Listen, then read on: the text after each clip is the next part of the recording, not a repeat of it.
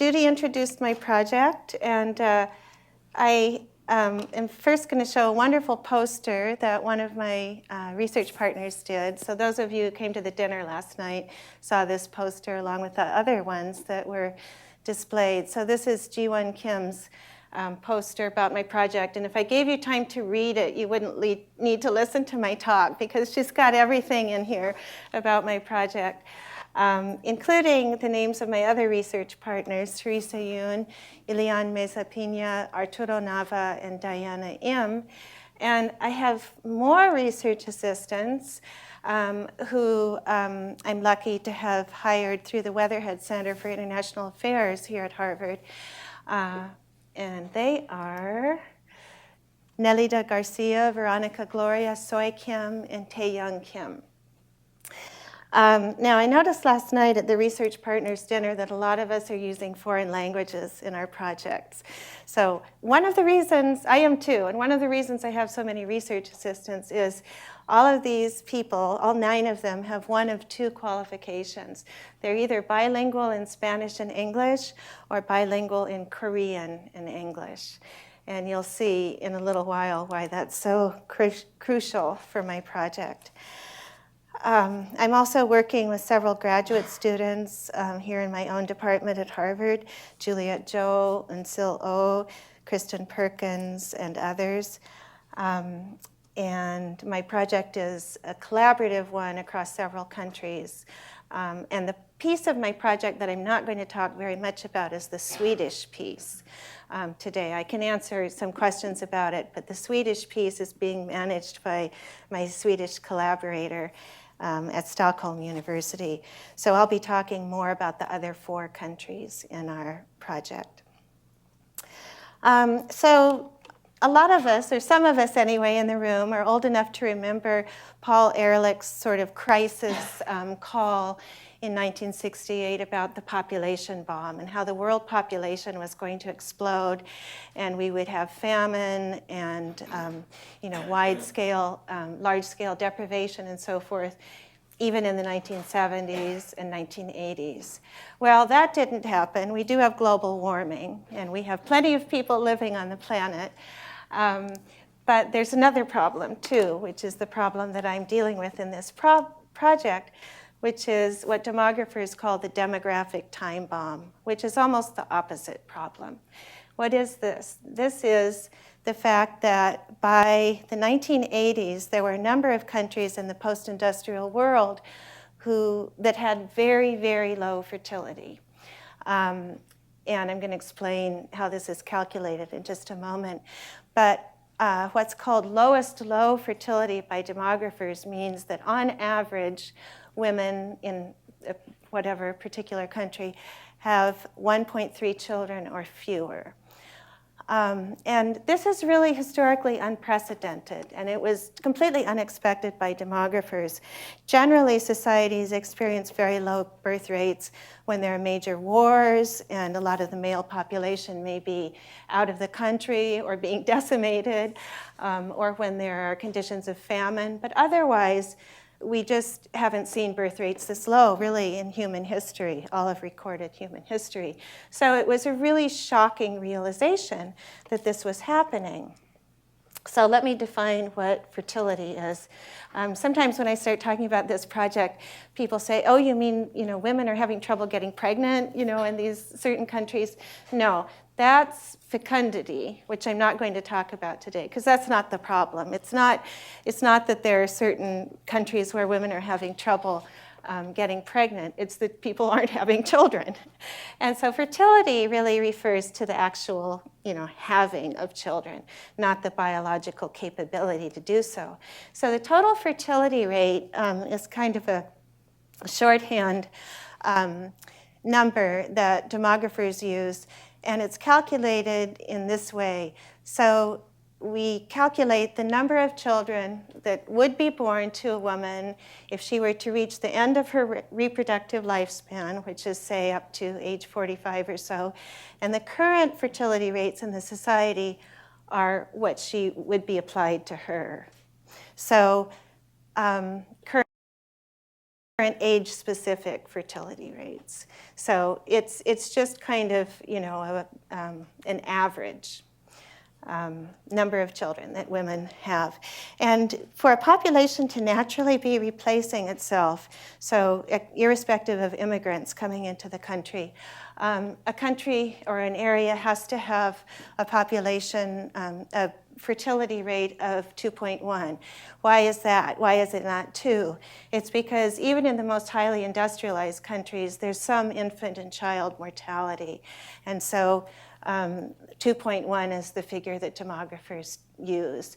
So again, this would be, you know, if a population is internally reproducing itself without immigration. So fecundity, again, I'm not going to talk about. So let's look at some data. So here I've put the total fertility rate between 1970 and 2010 for a number of countries. Your favorite country might not be here, and if it's not, you can ask me about it later. I realized I only put a couple of European countries here because I'm an Asia specialist. But in any case, in 1970, you can see that there was quite a broad range of fertility rates. So Korea, for instance, Korea was still very much an economically developing society in 1970. Large agricultural sector, and Korea had a pretty high fertility rate, 4.5 children per woman.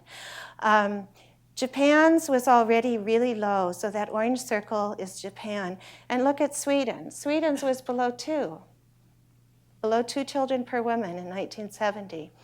When we go over to, when we fast forward to 2010, you can see that the range of fertility rates is much, much smaller. And this would be true if we included the rest of Europe as well, and New Zealand and Australia and so forth.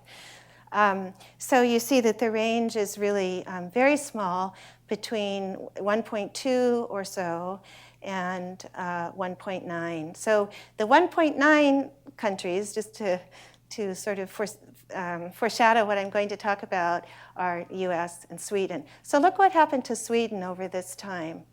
It had a rocky kind of trajectory, but ended up having basically replacement level fertility. Sweden does not have a low fertility problem.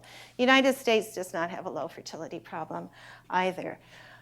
And what's really interesting about the Japan and Sweden comparison is, again, Japanese fertility was higher in 1970 than Sweden's. And look at Japan now.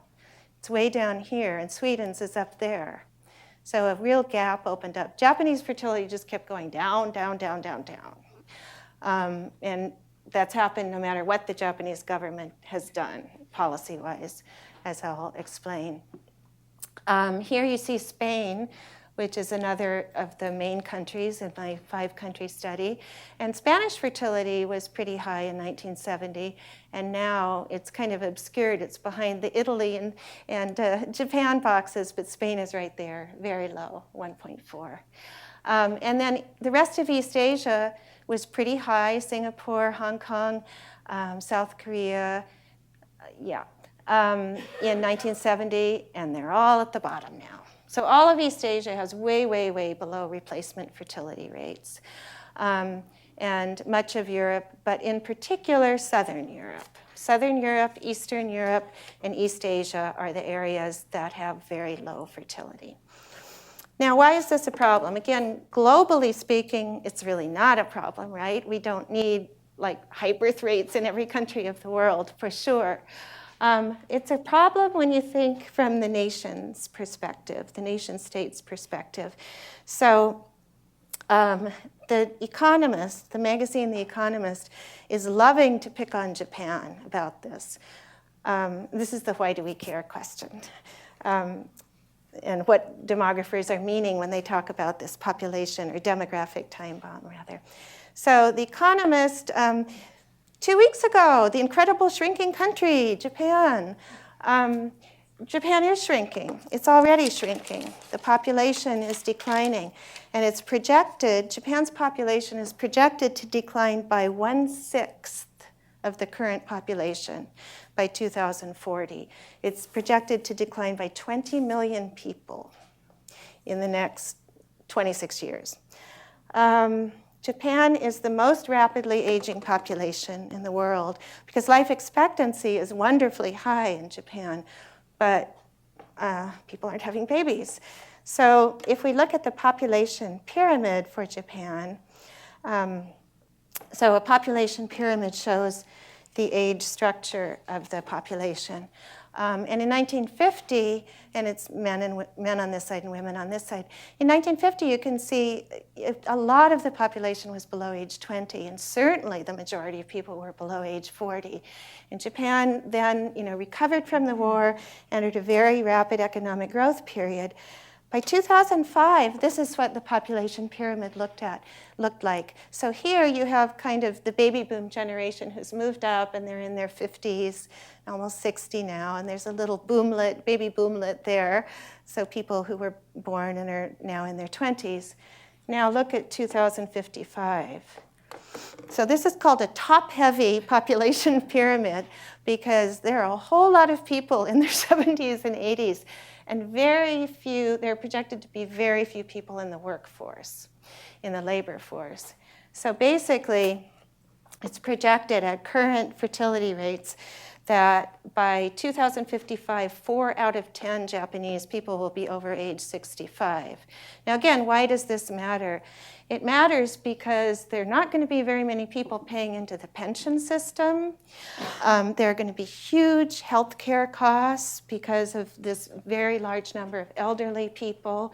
And many economists would argue that you need a young, vibrant labor force to keep the economy going, that it's important for innovation and so forth. And certainly the population age structure is related to economic growth. And basically, unless Japanese productivity rapidly increases to make up for this low birth rate, the Japanese economy is going to continue to shrink, no matter what the Japanese government does. And I think it's very likely that Japanese productivity is going to go up dramatically. It may go up a little they're trying to use a lot of robots to replace people. And you can go quite a ways with that, but you can't go all the way with that. You do need young people to be working. So the big question in my project is, why has this happened in some regions of the post-industrial world and not others? So as I said, it's really in Southern Europe, Italy, Spain, Portugal, Greece, and in all of East Asia, and then also Germany, Austria, and a few other European countries. And it's basically the issue of why fewer young people are forming stable partnerships, either cohabiting heterosexual relationships or marriages. So this delay of marriage and increasing rates of not marrying. And that's happening particularly in Japan. Unprecedented numbers of young people just not getting married, even by age 40 or 45. And a second piece of this is, okay, you get into a union and you don't have kids. That's a little bit less of the reason in most countries.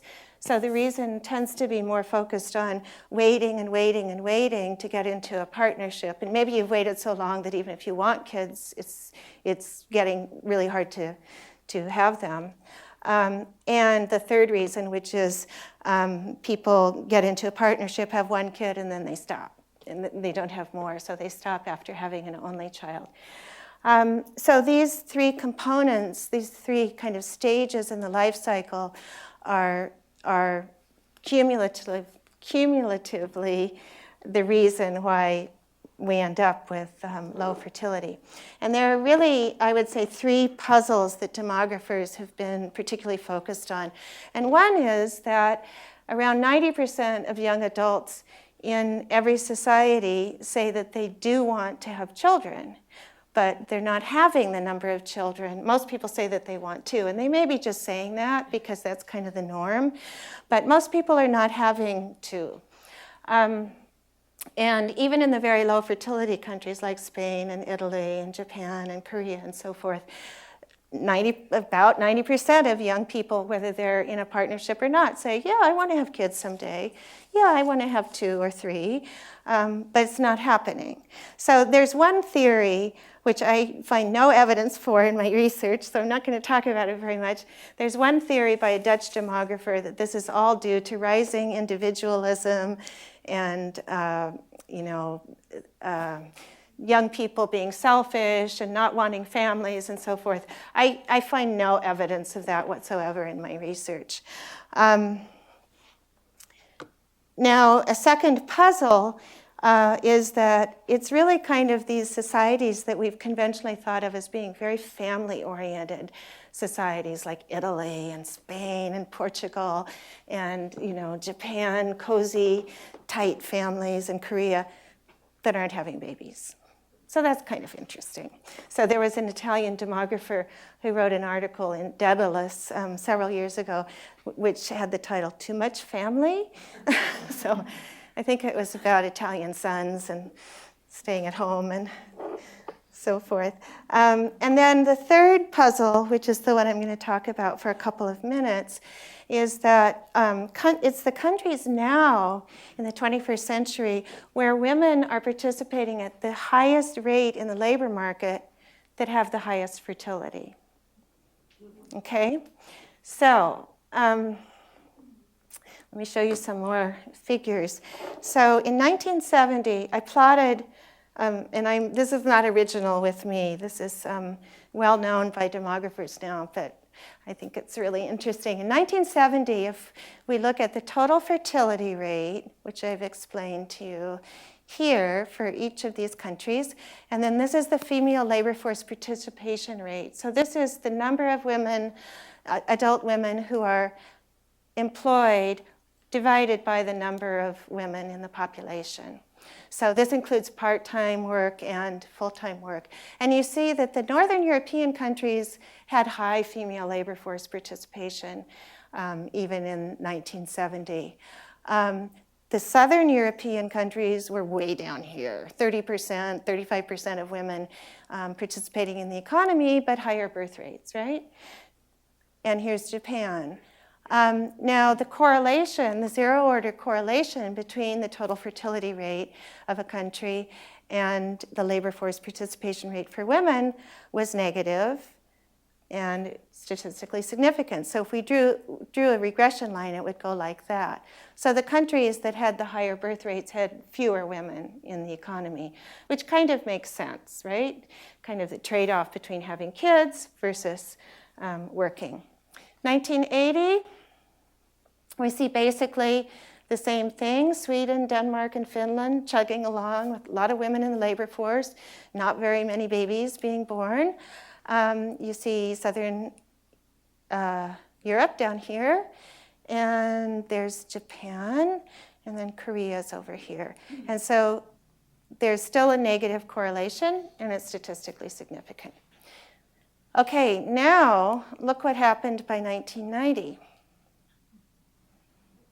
Now you see the Northern European countries, women are participating at a high rate in the labor market, and those countries have moved into the position of having the highest birth rates. I mean, not high birth rates, but around population replacement level. Okay, there's Southern Europe, few babies, few women in the labor force. There's Japan, and there's Korea. And now the correlation has completely flipped. It's a positive correlation, and it's statistically significant. So this is wonderful from a social science point of view. We love it when something goes from being highly statistically significant in a negative direction, and then it goes positive. It's like, wow, something is going on. We get excited about that. In 2000, we see the same thing, so the same pattern. Okay, so strong positive correlation, statistically significant. Okay, so I'll just show you the skeletal view of this. I thought it might be a little bit easier to see if I take out the numbers and the rates and so forth. So just watch over 1970 to 2000 how these different regions and countries move. So they move like that. So you end up with this regression line like this. Northern Europe, high female labor force participation, high birth rates. Southern Europe, very little of either. And Japan and South Korea are more towards the Southern European end. So looking at the case of Japan, because as Judy said, I am a Japan specialist, so Japan totally gets privileged in this talk, but it is only one case in the research. Up until about 2005, the Japanese government, wringing its hands over the low fertility problem since at least 1990, was really the Liberal Democratic Party, ruling party politicians were really thinking that the answer was to maintain male breadwinner system. Women should quit the labor force when they get married or have their first child, which is the kind of conventional life course for Japanese women, and then they would have more children. So just keep making it possible for men to be the breadwinners and women to stay at home and have children. To the point where there was a very famous quote in 2005. The health minister stated that the Japanese fertility crisis would be solved if the country's baby-making machines would stay at home and have more babies. Now, this was not internationally very popular, and it was very embarrassing for Japan and very embarrassing for the Liberal Democratic Party.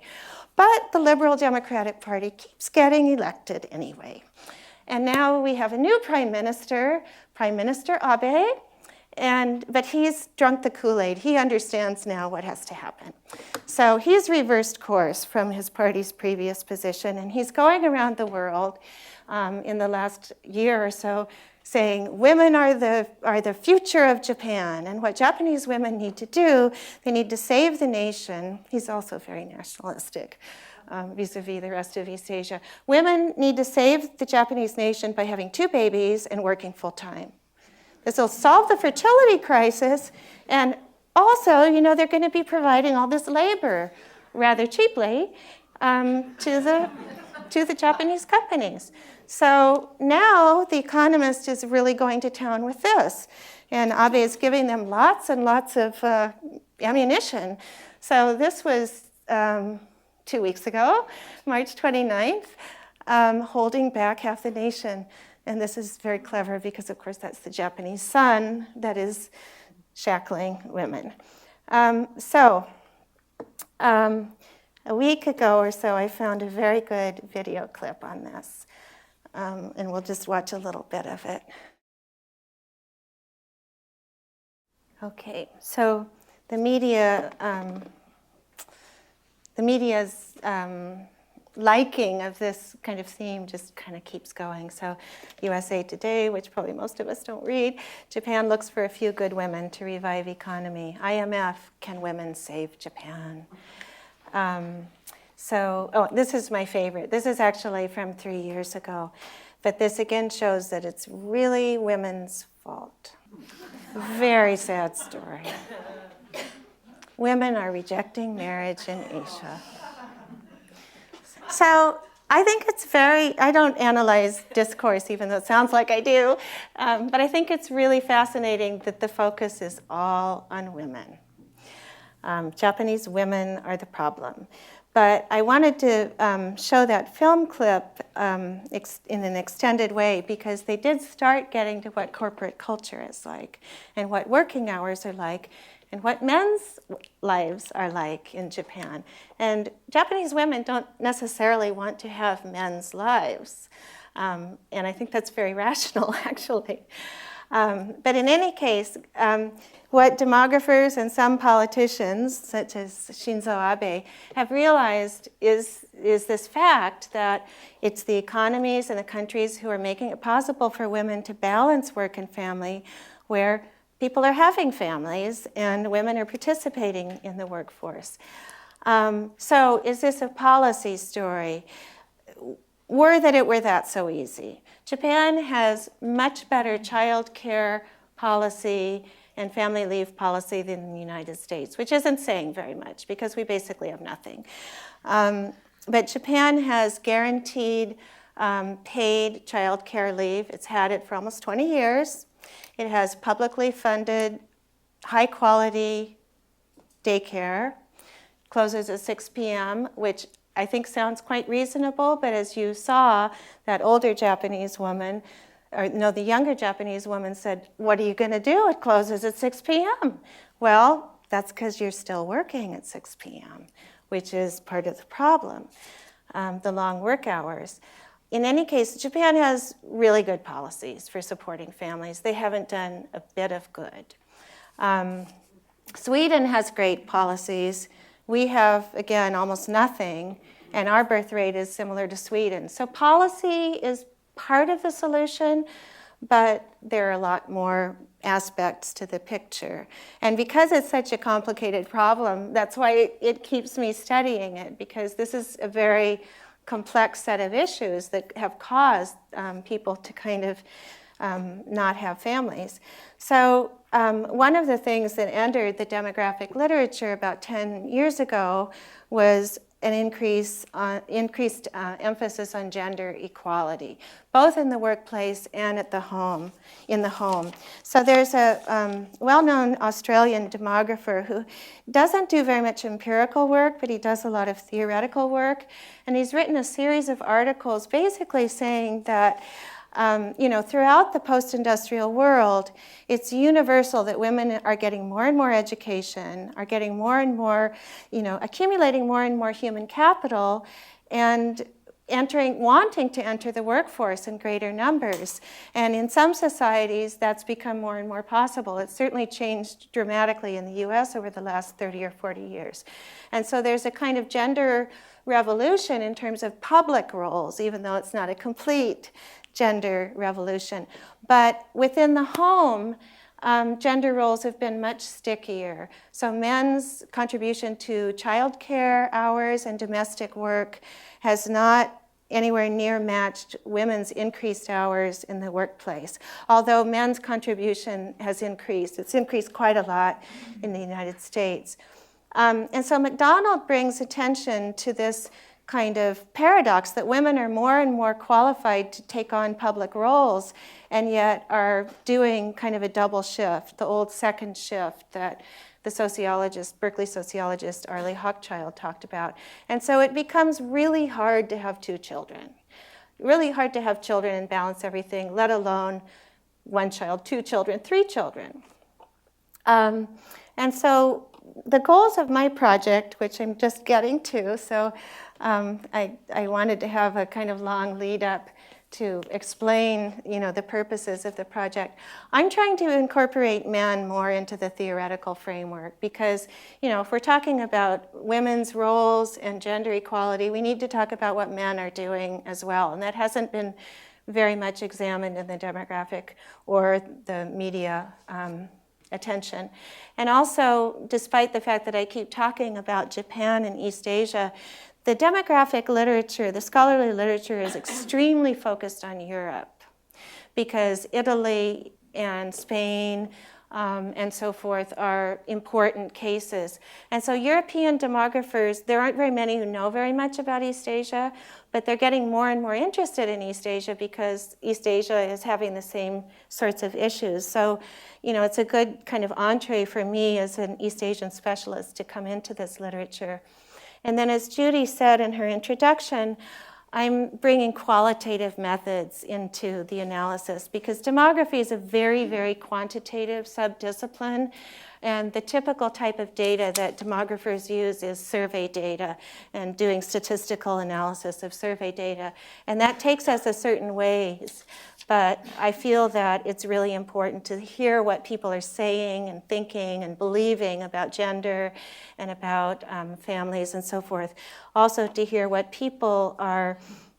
how people are responding to labor market institutions, things like long work hours and so forth, how they're dealing with that, how they're thinking about it, general economic conditions, and also how people talk about what their gender role beliefs are. So let me show you some statistics on working hours, since I've alluded to that and the video clip alluded to that. So a good friend of mine who's a Japanese labor economist, Nobuko Nagase, she has data on the time that married men and women in Japan and the US leave work. And this is the hour of the day, so that's 6 p.m. So U.S. married women, it's kind of a nice, we would call it a normal distribution. A lot of U.S. married women leave work, if they're working, they leave work at 5 o'clock. And actually, this is pretty typical for not Japanese men, U.S. married men too. And my friend Nobuko, the labor economist, when she calculated this, she thought she'd made an error in the data analysis. She said, well, married American men can't be leaving at 5 o'clock. She just thought that's too early, but they do. Now, more married American men stay later, that's the red line, than married American women, but the lines are pretty similar. So we get to Japan, and that's the yellow line, and you see this is single women. So they're leaving later. They're leaving on average about 6 o'clock, and a lot of them are staying much later. That's midnight. That's 9, that's 10, okay? Married women, well, they're leaving at 5 or 6 or 7 or 8 or 9 or 10, but it's Japanese men who are the outliers because they're leaving 8 or 9 or 10 or 11 or midnight. No wonder they're not doing any household work. So Japanese men, unfortunately, are always at the bottom of the table when you look at the number of hours of household labor provided by men across countries. Japanese men always rank the lowest. They're not home. They're not home. So it has to do with corporate culture. It has to do with the labor market institutions, and it has to do with gender role norms. It has to do with the male breadwinner system. So I'm not going to talk about those two because I'll run out of time. I'm using various methods, but the one I'll talk about for the remaining time is what we've been doing this year, my research partners and I, which is to look at very in-depth structured interviews from the 5 countries. And as I said at the beginning, Sweden is separate because the Swedish team is analyzing the Swedish interviews, and then they'll be here. They're visiting from Stockholm University in May. So these are other papers, aggregate level papers. So this is the qualitative research design. So I came into the Radcliffe year with all the interviews done, all of them transcribed and coded. We quoted everything that we could from the interviews quantitatively, but I'm not going to talk about that part. But I designed the project so that we have 80 interviews in each of these 5 countries, and the numbers in the circles are the fertility rates. So Sweden and the US are the relatively high fertility cases, and then Japan, Spain, and South Korea are the low ones. And we interviewed people so as to look at these stages: forming a partnership or marrying, moving to having a first child, moving to having a second child. And the way that we chose the sample, 80 sounds like a lot if you're a qualitative researcher or an ethnographer, and it sounds like nothing if you're a quantitative person. And so in order to and you're never going to have a representative sample of anything if you have only 80 people. And so in order to kind of make this small sample as meaningful as possible, I controlled for education, age.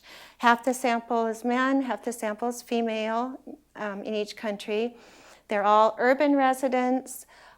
We only chose people in the majority ethnic group of each country because obviously, for instance, for the US, if you have Hispanics and Asians and African Americans and whites, there's going to be so much variation within the US sample that you can't say anything really about anybody. Everybody had to be heterosexual because we're interested in biological fertility. And so we interviewed people, young adults in their late 20s and early 30s, 80 in each country. And this is how we got the sample. I have to go through this quickly, but this is called a snowball sample. So we had focal individuals who thought of 2 people who would fulfill the sampling frame, the sampling criteria. And then we interviewed those 2 people. Each of those persons was allowed to say, well, okay, I know 2 more people, hopefully not close friends, but people that are a little more distant from them in the relationship who fulfill the criteria. We interviewed them. And a former colleague of mine at Cornell showed mathematically that if you go far enough out like this, if you kept going for many iterations, you would approximate a random sample of the population because you're getting farther and farther out from the original focal person. So this person, doesn't know this person, and if we go farther and farther out, those people are going to have less and less in common. And the interview is long. It has 5 sections. The first section, we ask people to describe their typical weekday. So it's really kind of getting the texture of their everyday life. And then typical evening, typical weekend day. So if they're working, and most people are, although there's some women, for instance, in Korea or Japan who are on maternity leave, they talk a lot about their job. And this was meant to be just kind of a warm-up time for the interviewee to become comfortable.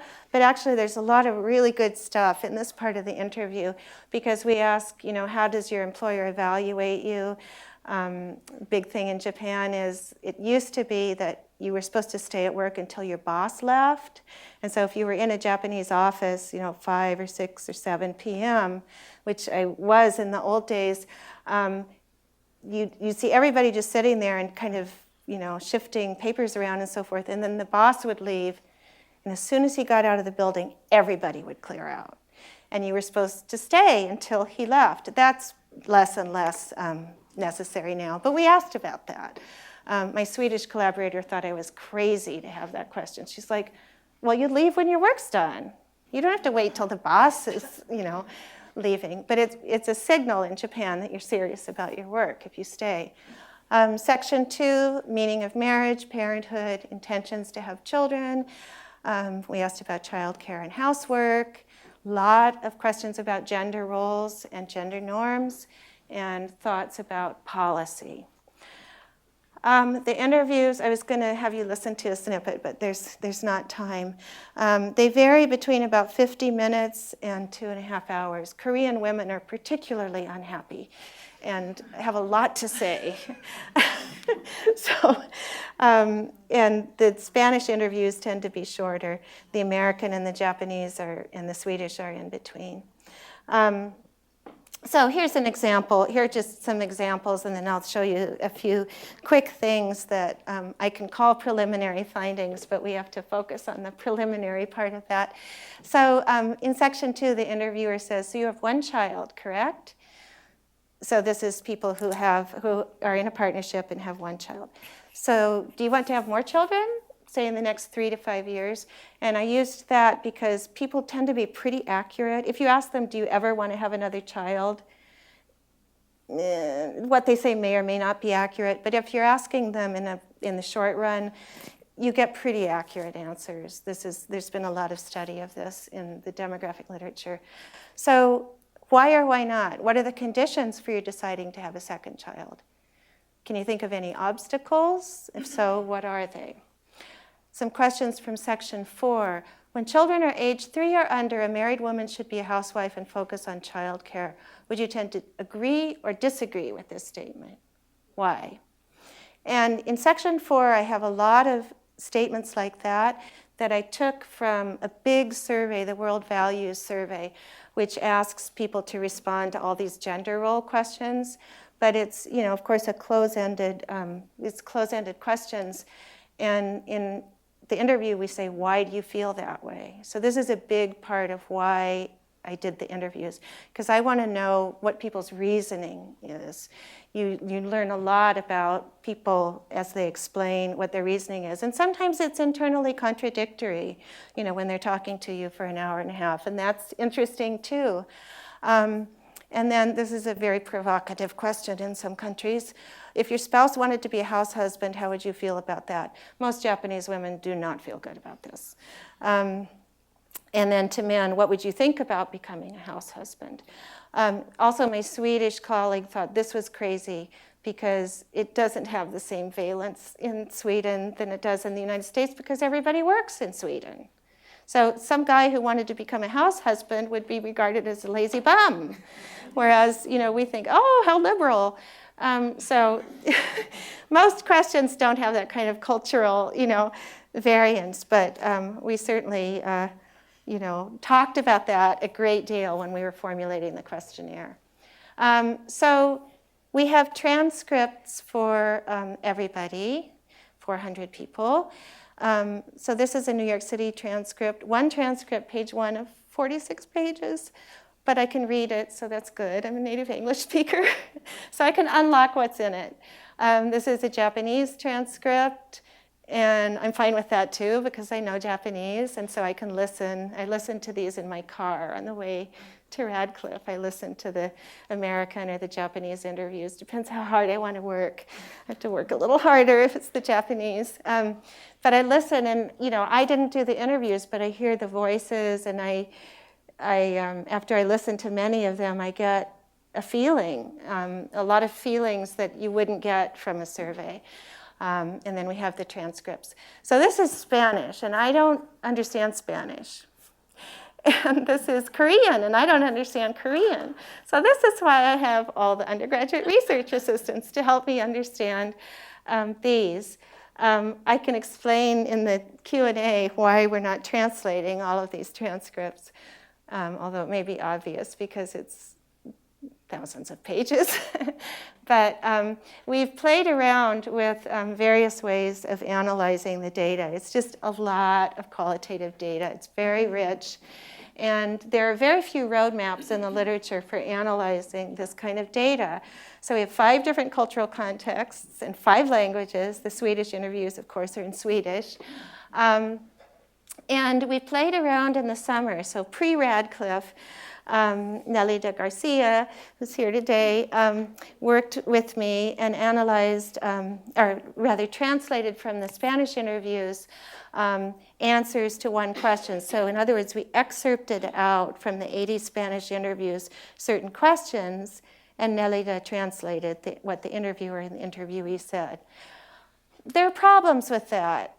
This is almost like a variable-based approach. It's like, okay, let's look at this little piece of what each of 80 people said. And so we actually spent a lot of time with that, but you don't get a picture of the individual, the whole individual, and the context in which they're expressing their opinion, on this particular question.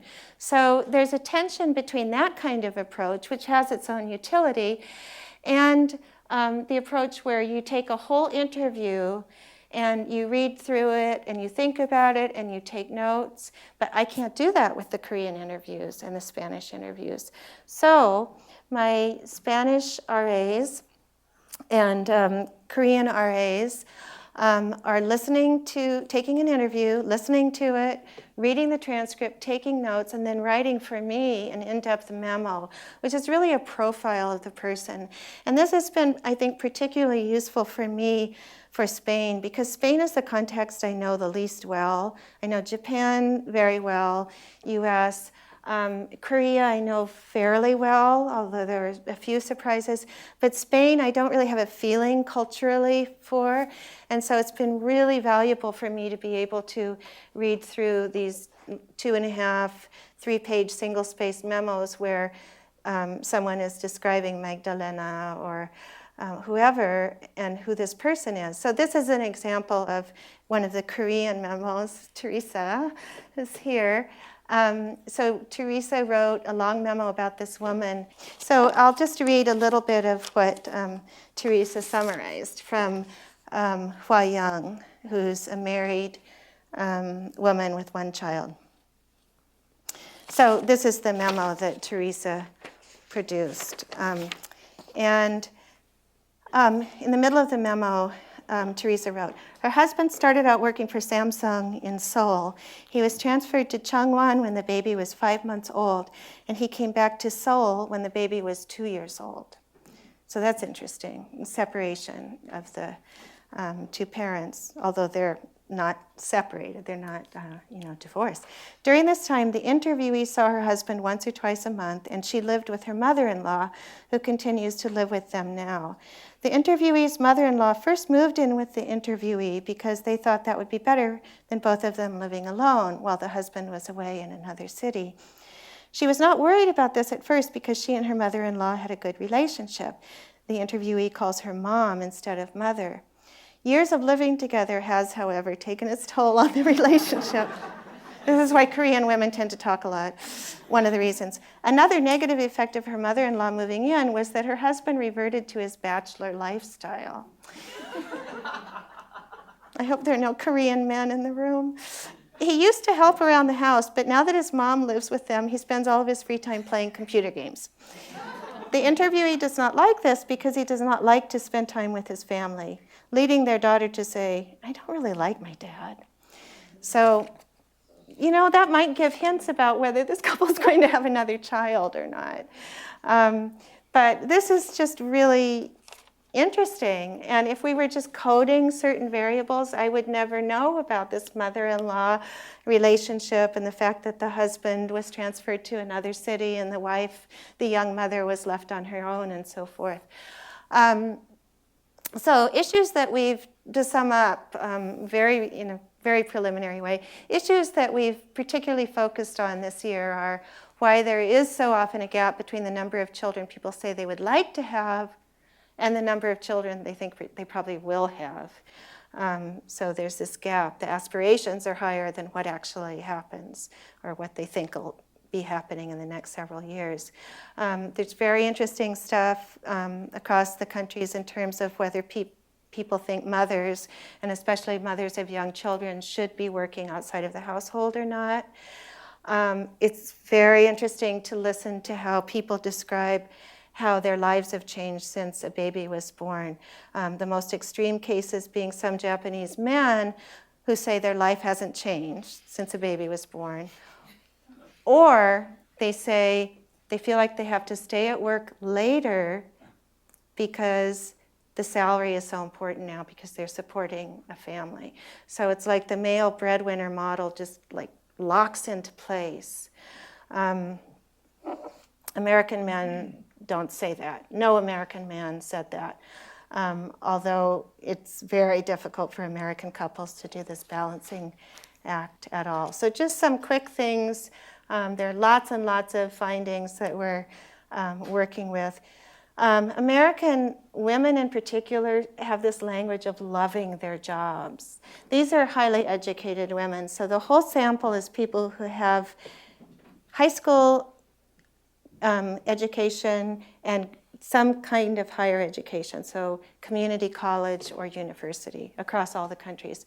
And American women have there's this discourse of loving their work. But these are highly educated women, so it makes sense. Although they're not all in fantastically wonderful jobs. Great desire for flexible work hours. The word balance comes up over and over again in the American interviews, much more than in the other countries. In this class, the highly educated, marriage comes before children in the United States, hands down. Nobody is talking about cohabiting and having children. So that's interesting too, because I think there are huge social class differences in this in the United States. Americans tend to describe marriage as being in a team. People talk about having married their best friend. And my Japanese colleague, Nobuko, found this really strange. And she said, after she listened to one American interview just for fun, and she said, okay, now I finally understand why Americans divorce so much. And it was because you got a whole lot riding on this emotionally working out. She said a Japanese person would never say, I married my best friend. Never. But this is the lingo, in New York City and Boston among young adults. Spain, economic insecurity, economic insecurity, economic insecurity. Extremely high youth unemployment rates. Men and women talk about this all the time. We can't have a second child because neither of us has a secure job. Very high rates of cohabitation, similar to Sweden, getting similar to Sweden. Lots of people having children within cohabitation, not seeing a reason to marry. So Spain is turning out to be a fabulously interesting case because there's been so much value change over the last 20 years. Many Spanish women speak about work as symbolizing autonomy for themselves. American women never say this. American women in the generation I'm looking at, it's like that came before and now it's all about balancing. Japan and Korea, marriage comes before children, absolutely. Strong cultural emphasis on being a really, really good mother, very devoted mother, which often means you don't work outside the home. And together with corporate culture, this makes it very difficult, as we've seen, for married women to work and to have children. Friction between mothers-in-law and daughters-in-law, that mainly comes up in Korea, not very often in Japan. And in Japan and Korea, especially Korea, people talk all the time about the cost of education because Korea is really the most educationally frenetic society outside of where I live, Lexington, Massachusetts.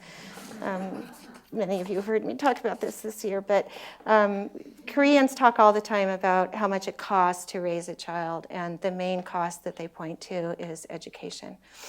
So I need another Radcliffe here to say more.